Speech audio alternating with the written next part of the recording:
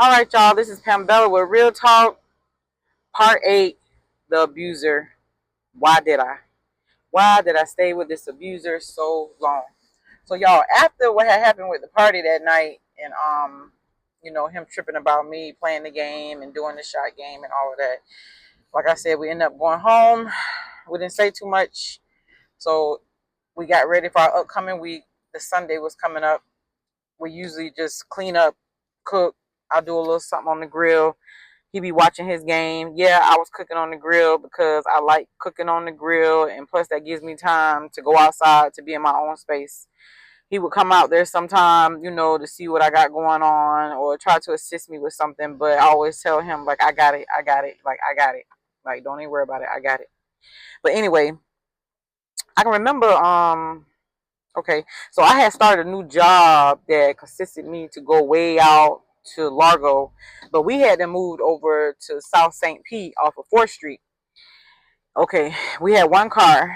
He had an Intrepid, and he had just got the car. Like, we only had the car for like a month or so or something like that. But anyway, he would let me drive it. He didn't have no problem with me driving the car and everything. But when it was time to pick him up from work, trust me, I had to be there on time. Because if I didn't, it was going to be hell to pay. But anyway, that Monday had came, and I was telling him, well, that Sunday night, I was telling him about my schedule, and we were trying to figure out how we was going to do this.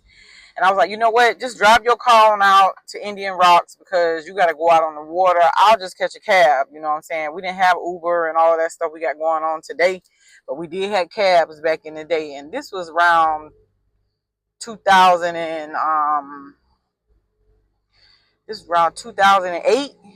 Yeah, 2008. We had moved into another duplex, y'all. Like I said, and I mentioned before, we did a lot of moving around.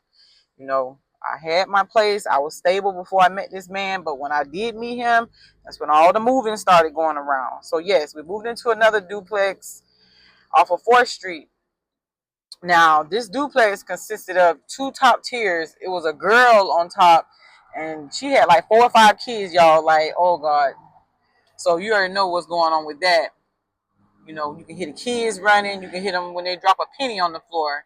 So I did have a problem with that. I always had to go upstairs and tell this girl to stop her kids from running around, But long story short, we lived in that place. I ended up catching the cab to go to work.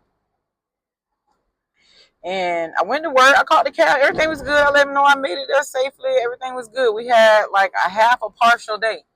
Now, when it was time for me to get off from work, I had to catch a cab back home because it was just too far. That 5 o'clock traffic would have just had me sitting there for a couple hours. So, I had already notified him and let him know, look, I'm going to catch the cab back.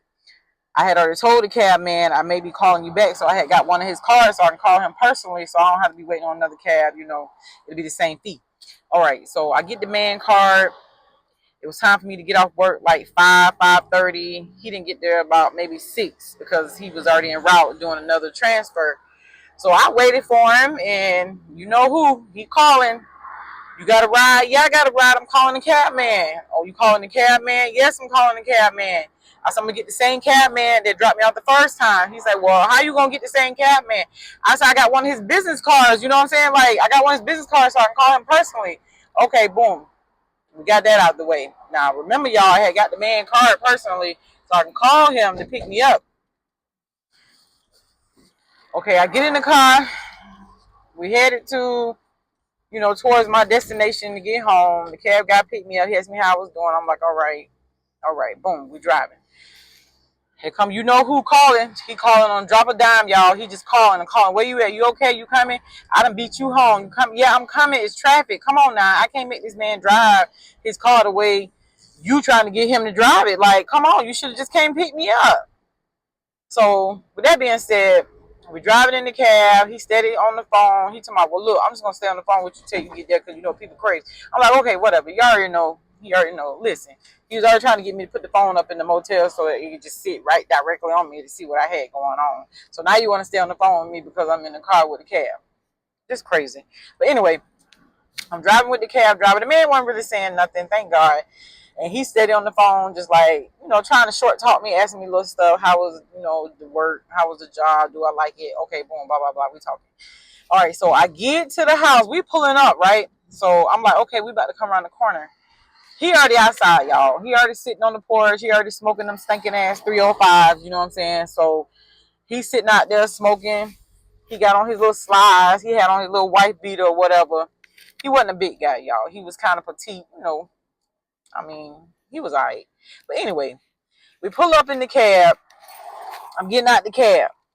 He walking up to the cab. He's talking, well, thank you, sir. Thank you for dropping off safely. I'm like, okay.